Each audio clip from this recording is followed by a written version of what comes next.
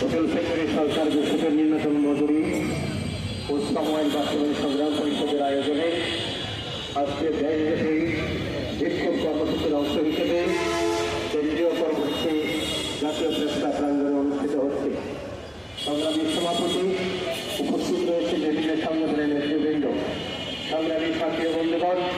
ইতিমধ্যে সংগ্রাম পরিষদের কর্মসূচি সম্পর্কে সারা দেশের কর্মরত হোটেল রেস্তোরাঁ শ্রমিকরা অবগত হয়েছেন। আমরা সারা বাংলাদেশের নাগরিকদের সহ বিভিন্ন মিডিয়াকেও ইতিমধ্যে আমাদের বক্তব্য অবগত করেছি। আমাদের বক্তব্যটি অত্যন্ত পরিষ্কার।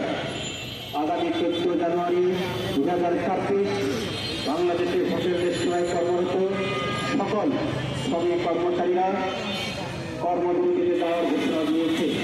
আমাদের দাবি অত্যন্ত স্পষ্ট, যেটি সরকার ঘোষিত ন্যূনতম মজুরি বাস্তবায়ন, সময় বাস্তবায়ন এবং সম্পাদিত চুক্তি বাস্তবায়ন। আজকে সংগ্রাম পরিষদের ব্যানারে এই তিনটি বিষয়কে দাবি হিসেবে নিয়ে এসে আমাদের সরকারি দপ্তরগুলোকে স্মারকলিপি দিতে হচ্ছে। কিন্তু পরিষ্কারভাবে যদি বলতে হয়, এই তিনটি ইস্যু কোনোভাবে আজকে শ্রমিকদের দাবিতে পরিণত হতে পারে না। কারণ তিনটি বিষয়ে অত্যন্ত যৌক্তিকভাবে বাংলাদেশের প্রচলিত আইন এবং আইন বাস্তবায়নের যে সরকারি কর্তৃপক্ষ রয়েছে তাদের দায়িত্ব। সরকারি কর্তৃপক্ষের যেটা দায়িত্ব সেটি আজকে সংগ্রাম পরিষদের মাধ্যমে নিয়ে এসে দাবি করতে হচ্ছে।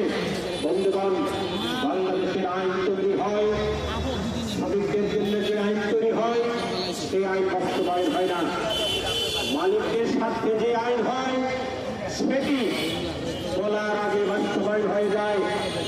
আপনারা শুনেছেন, গত 2 বছর হল বাংলাদেশের হোটেল রেস্তোরাঁকে শিল্পের মর্যাদায় উন্নীত করেছে, শিল্প হিসেবে স্বীকৃতি দিয়েছে। শিল্প হিসেবে স্বীকৃতির জন্য বাংলাদেশের হোটেল রেস্তোরাঁর মালিকরা দীর্ঘদিন ধরে দাবি জানিয়ে আসছিলেন। আমরাও তাদের দাবিতে সংহতি জানিয়েছিলাম। আমরা আশা করেছিলাম এই সেক্টরটি শিল্প হিসেবে স্বীকৃতির সাথে সাথে মালিকরা যেমন রাষ্ট্রের প্রচলিত অন্যান্য সুবিধার সাথে সম্পৃক্ত হবেন, ঠিক একই সাথে এই শিল্পের আনুষঙ্গিক কর্তব্য হিসেবে বাংলাদেশের প্রচলিত শ্রম আইন তারা বাস্তবায়ন করবেন। শিল্প হিসেবে স্বীকৃতির জন্য এই শিল্পের মালিকরা বাংলাদেশের যে কোনো সুবিধা পাবেন, সরকার যে সব প্রণোদনা দেবে সেই সুবিধা পাবেন।